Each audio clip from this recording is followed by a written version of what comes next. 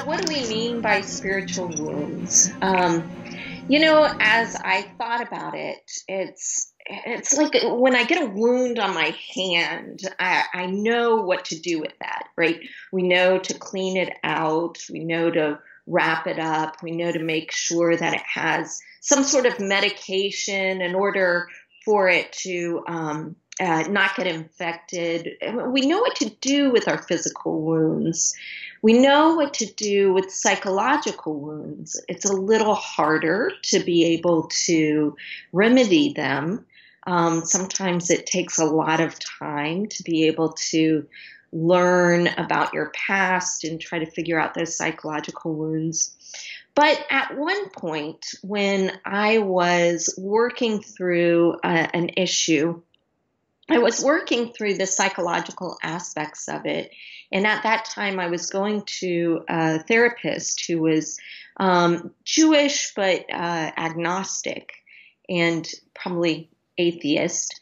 And I noticed that he just wasn't able to get to some of the aspects of what I was experiencing. And I realized there was something else going on. There was a spiritual wound that I had that I was trying to work through. And so I realized as a pastor that I was always very careful about not going too deeply into people's psychological wounds. I made sure that I always referred people to therapists and social workers and people who knew how to really treat people.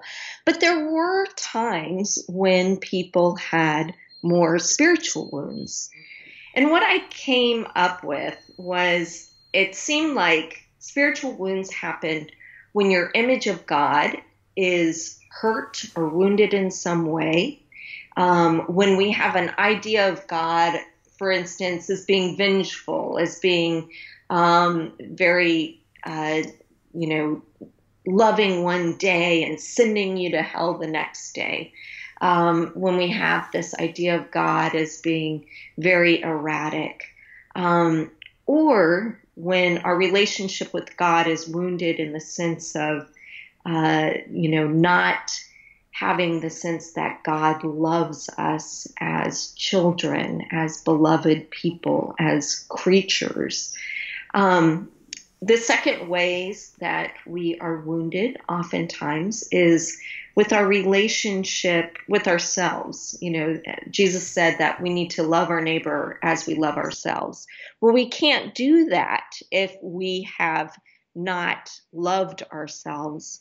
And oftentimes women or people of color or people who are underrepresented in our society have been taught, oftentimes in the church, not to love themselves. And so there is a woundedness that happens there. And then the third way is when we are wounded by not allowing love for one another. I remember growing up thinking that I was going to heaven and everyone else was going to hell. And so it put me into this strange and awkward position where I didn't have the sense that I needed to care for my neighbor.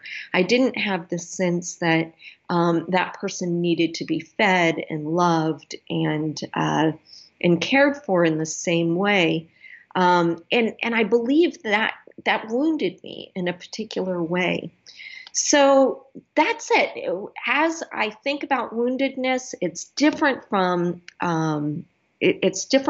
physical woundedness. It's different from psychological woundedness, although we are full and whole bodies, and so all of these things are working together. And it typically has something to do with our image of God, our image of ourselves, or our image of our neighbors.